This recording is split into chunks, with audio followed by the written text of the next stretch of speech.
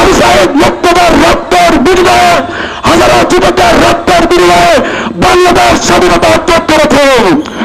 আজকে বাংলাদেশ স্বাধীনতা অর্জন করার 10 বছরের অধিক সময় অতিবাহিত হয়ে যাচ্ছে, কিন্তু যে সমস্ত ফ্যাসিস্ট স্বৈরাচার বাংলার জমিনে আছে এখনো তাদের বিচার করা হয় না, ঠিক কিনা? কাজেই বাংলাদেশের মধ্যে যারা অরাজকতা সৃষ্টি করেছেন, বাংলাদেশের মধ্যে যারা ফ্যাসিবাদী স্বৈরাচার তৈরি করেছেন, তাদের বিচার বাংলাদেশের মানুষ করতে চায়। বাংলাদেশ খেলাফত মজলিসের এই বক্তব্যের 5 দফা দাবির 1 নম্বর দাবি হল জুলাই সনদ বাস্তবায়ন করা। যদি জুলাই সনদ বাস্তবায়ন করা হয় তাহলে আমরা স্পষ্ট দেখতে চাই বাংলাদেশে একটি সুস্থ নির্বাচন কায়েম হয়ে ঠিক না।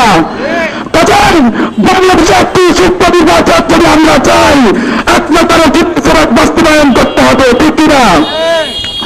যদি জুলাই সনদ বাস্তবায়ন করা হয়, হাসিনা সরকার একটা স্পষ্ট স্বৈরাচার করেছেন আমাদের সাথে, সেটা হচ্ছে সংবিধান থেকে আল্লাহ এবং আল্লাহর প্রতি তার আস্থা বিশ্বাস সেটাকে সংবিধান থেকে মাইনাস করেছে।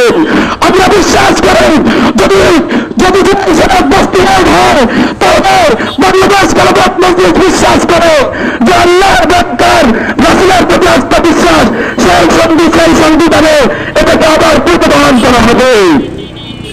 কাজেই আপনাদেরকে স্পষ্ট জানতে চাই বাংলাদেশের যে বর্তমান পরিস্থিতি, সে বর্তমান পরিস্থিতিতে ভারতের যে আগ্রাসন রয়েছে, ভারতের আগ্রাসন যদি